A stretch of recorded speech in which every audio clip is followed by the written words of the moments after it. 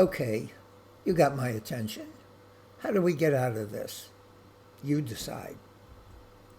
Can we abolish nuclear weapons? It depends on what you think about people. Are people greedy, ignorant, selfish, hateful monsters who can't avoid aggression? If that's what you think, your answer will likely be no. Or are people just as frightened as we are about ending all life on Earth, who love their children, heritage, land, neighbors, and others they don't know? If that's what you think, your answer will likely be yes. The Treaty on the Prohibition of Nuclear Weapons took effect last January. So why are the U.S., the United Kingdom, Russia talking about expanding their nuclear arsenals? It's complicated. We need to make some distinctions. Nuclear nations, in the leather jacket, generally have larger populations, bigger militaries, larger economies, more and often better schools and universities. Non-nuclear nations, in the backpack, typically have smaller populations, sometimes no military at all, fewer schools, hospitals, scientists, and smaller economies. If you favor underdogs, this is your fight. Can enough smaller countries force the hands of the major powers? The treaty is a contest between Davids and Goliaths. Green indicators here show those countries supporting the treaty early on. There are many more to list since the graphic was first produced. Here are the nuclear nations with their relative arsenals shown. The totals include those that are retired, awaiting dismantlement, in reserve, available for use with some preparations, and weapons deployed on missiles at bomber bases. These countries were invited, but did not attend meetings where the Treaty for Abolition was deliberated and proposed. The United States sent letters to ratifiers and urged them to withdraw, asserting the Big Five, the U.S., Russia, China, Britain, and France, and America's NATO allies stood united in opposition to the potential repercussions of the treaty. They complained it turns back the clock on verification and is dangerous to the half-century-old nuclear non-proliferation treaty. Since so much depends on the wording of Article 6, I reproduce it here. Disarmament treaties usually involved only the superpowers, but the NPT requires signatures by both nuclear and non-nuclear nations. States realized as the nuclear club grew, so did the risk of actual war. Nuclear nations gained when non-nuclear nations pledged to stay out of the fray. Let's see what Article 6 states. Each of the parties to the treaty undertakes to pursue negotiations in good faith on effective measures relating to the cessation of the nuclear arms race at an early date and to nuclear disarmament, and on a treaty on general and complete disarmament under strict and effective international control. So what did the five major powers get out of the non-proliferation agreement? They got 4 more nuclear powers to worry about, with Iran and Turkey close behind. After 40 years of waiting from 1970 to 2010, what did the non-nuclear nations get?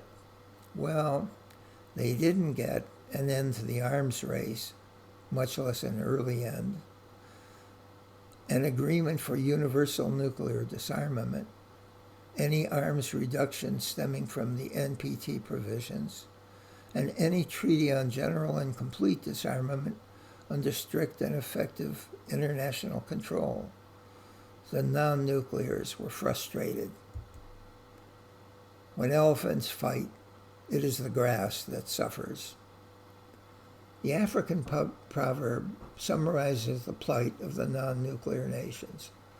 The superpowers' quest for their own security ignored for decades the welfare of the smaller countries. Development of weapons recklessly spread radiation damage to their countries and people. They relinquished their opportunity to go nuclear and received nothing in return. Seeing the result of the 2010 Disarmament Conference, the international campaign to abolish nuclear weapons, known as ICAN or ICANW, an Australian non-governmental office, joined forces to help the unsatisfied countries. ICAN drew together the countries who objected to the nuclear nations' casual abdication of their commitments under Article 6 and assisted them to deliberate and produce a treaty. By 2017, their number had grown to 125. For its unabashed emphasis on the humanitarian rationale and international law aspects of their program, ICANW received the Nobel Peace Prize for 2017. According to UN procedure, when enough signatories convince their countries to ratify the treaty, it becomes law for them and becomes international law 90 days later.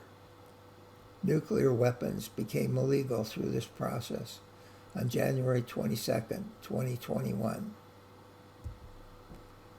Pope Francis voiced his support for the TPNW at his Wednesday general audience and appealed for all nations to work toward a world without nuclear weapons. The best way to do this, he said, is by contributing to the advancement of peace and multilateral cooperation, which humanity greatly needs. What does the ban ban?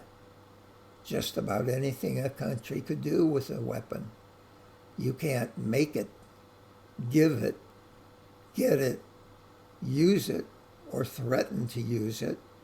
You can't help anyone else with it, or get help with it from anyone else, or let it come near you in any way. What are the positive requirements? States ratifying the treaty must declare their nuclear weapon status before the world. Countries hosting weapons must notify the country supplying them. They must make an agreement with the International Agency on Atomic Energy to enable impartial status review. Then really dispose of the weapons and obtain verification. Also, they must assist any victims harmed and clean up whatever contamination occurred. They also have to agree to seek help from other ratified states or to help those other ratified states comply with treaty provisions. But wait, there's more. You first have to win over your government. What will move a nuclear nation to seek non-nuclear status? Public opinion, clearly indicating majority support. What can I do? 1. Urge executives, officials, judges, legislators, NGOs, parties, citizen groups, and individuals to support the TPNW. 2. Urge states, provinces, cities, and such to support the TPNW. 3. Urge government agencies to divest from funds related to nuclear production. 4. Urge financial institutions, universities, to divest from nuclear-related industries and to support the TPNW. 5th, urge everyone to divest from nuclear funds. An objection to the TPNW. If a nuclear nation chooses to abide by the treaty, they receive no assurances that their nuclear opponents will be required to do the same.